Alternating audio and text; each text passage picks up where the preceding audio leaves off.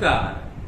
আজ আমি আপনাদের সামনে পরিবেশন করতে চলেছি কথামৃতের অমৃত কথা অবলম্বনে আমার শ্রুতি নাটক ঠাকুর শ্রী শ্রী রামকৃষ্ণ পরমহংসদেবের অমেয় মধুর জীবনের কিছু ঘটনা নিয়ে আমার নাটক। আজ তার দ্বিতীয় পর্ব। আপনারা একটু মন দিয়ে শুনবেন, আপনাদের ভালো লাগবে। শুনুন। রামকুমার দক্ষিণেশ্বরে এসে রানী রাসমণি এবং মথুরা মোহনের অনুরোধে মূর্তি প্রতিষ্ঠা করলে, মা ভবতারিণীর মূর্তি প্রতিষ্ঠা করলে এবং পৌরোহিত্য কর্মে নিযুক্ত হলেন। কিছুদিন পর তিনি তার কনিষ্ঠ ভ্রাতা গদাধর এবং ভাগিনেয় হৃদয়নাথকে দক্ষিণেশ্বরে নিয়ে আসেন। এর কিছুদিন পর শ্যামনগর মূলাজোর নামক স্থানে গিয়ে রামকুমার মৃত্যু মুখে পতিত হন। তারপর থেকেই মন্দিরের পূজার ভার গদাধরের উপরে ন্যস্ত করা হয়। একদিন গদাধর মা ভবতারিণীর সামনে দাঁড়িয়ে মাকে ডাকছে, মা, মা গো, মা, তোকে এত করে ডাকলুম, তোর জন্য এত কাঁদলুম, তবু তুই আমায় দেখা দিলি নি মা, তবু তুই আমায় দেখা দিলি নি। ওরে পাঠানি, তুই কি আমার ডাক শুনতে পাচ্ছিস নি রে? আমি কত রাত দু চোখের পাতা এক করতে পারিনি, তো সারা রাত আমি জেগে থাকি তোকে দেখবো বলে। তোর কি একটুও দয়া হয়নি রে মা? একটুও দয়া হয়নি? সারা রাত আমি চেয়ে থাকি শুধু তোকে একটু দেখবো বলে। দেখা দে মা, দেখা দে, দেখা দে মা, দেখা দে, দেখা দে,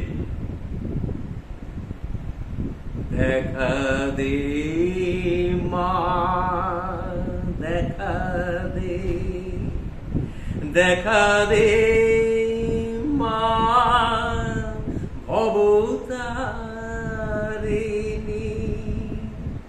কত জনায় দেখা দিলি, আমায় মা তুই দিলি নি মা। দেখা দে মা, দেখা দে মা। মাগো, তোর জন্য যে আমি কেঁদে কেঁদে সারা হয়ে গেলুম মা, তবু তুই আমায় দেখা দিলি নি। দেখা দিলি নি কেন মা?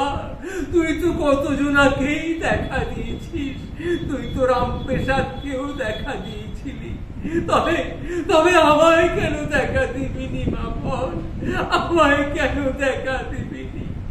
ওরে ওরে পাঠানি, তোর কি একটুও দয়া হয়নি রে? একটুও দয়া হয়নি? আমি যে কেঁদে কেঁদে সারা হয়ে গেলুম মা। দেখা দে মা, দেখা দে।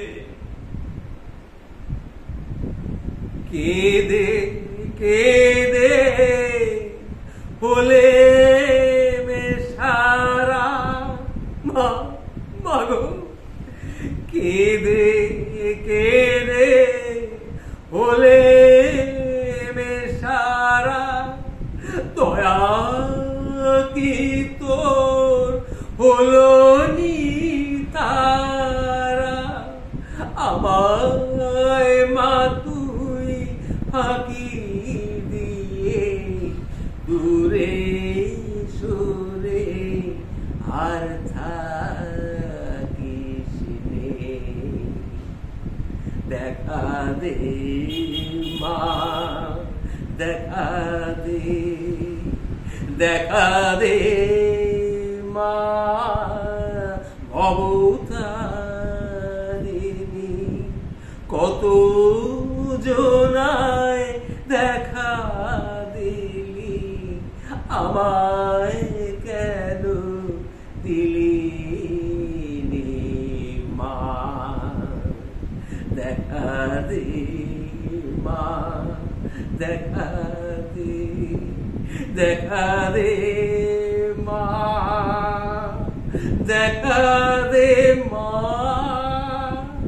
দেখা দে মা, দেখা দে মা।